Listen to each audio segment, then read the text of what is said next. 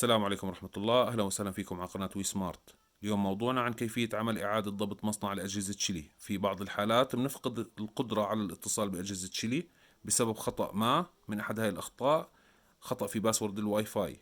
وبنفقد القدرة على عمل إعادة ضبط مصنع عن طريق التطبيق، فبنحتاج إنه نعمل إعادة ضبط مصنع بطرق مختلفة. معنا 3 طرق مختلفة، خلينا نشوفهم مع بعض.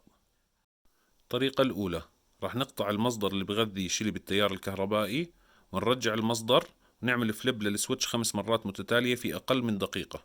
خلينا نجربها. راح نقطع المصدر الكهربائي ونرجع المصدر، وخلال أقل من دقيقة راح نعمل فليب للسويتش 5 مرات. هي 1 2 3 4 5.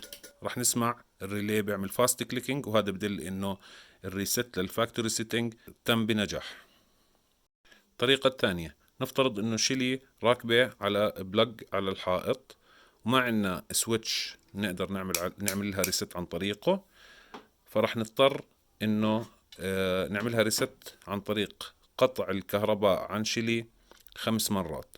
خلينا نجربها. راح نقطع الكهرباء عن شيلي 5 مرات، يعني راح نضطر نقطع القاطع الكهرباء الرئيسي اللي بيغذي شيلي بالكهرباء 5 مرات.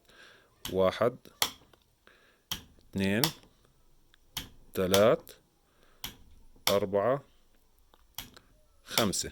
طبعا لازم ما نتجاوز الدقيقة بين الكبسة أو قطع الكهرباء وإرجاعها. كيف راح نتأكد إنه شيلي عملت إعادة ضبط مصنع ما أصدرت صوت فاست كليك زي الطريقة الأولى؟ خلينا نشوف.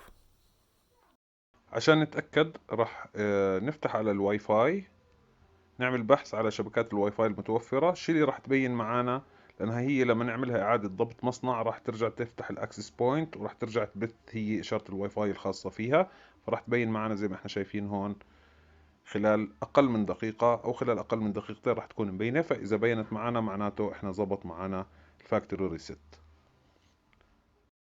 طبعا ما تنسوا تعملوا ديليت للجهاز من داخل التطبيق، لأنه اللي عمل له ريست من خارج التطبيق فراح نحتاج إنه نعمل له ديليت من داخل التطبيق مانوال.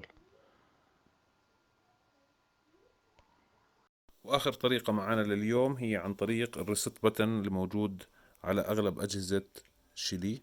راح نضغط عليه، يفضل إنه نستخدم دبوس معزول، أو ممكن نستخدم سلك نفس سلك الكهرباء اللي إحنا بنستخدمه عشان يكون معزول.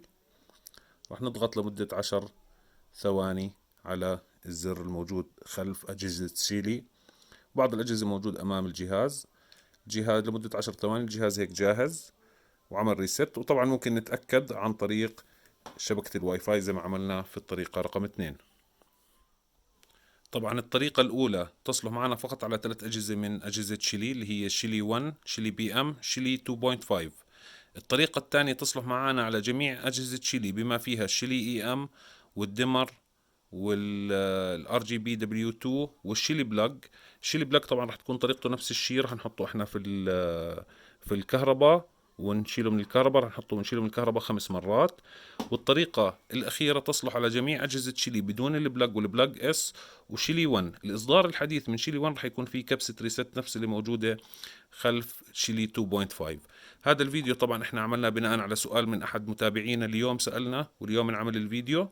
طلباتكم مجابة على وي سمارت. لايك وسبسكرايب إذا عجبكم الفيديو، وإن شاء الله فيديوهات جديدة ومتنوعة قريبا. السلام عليكم.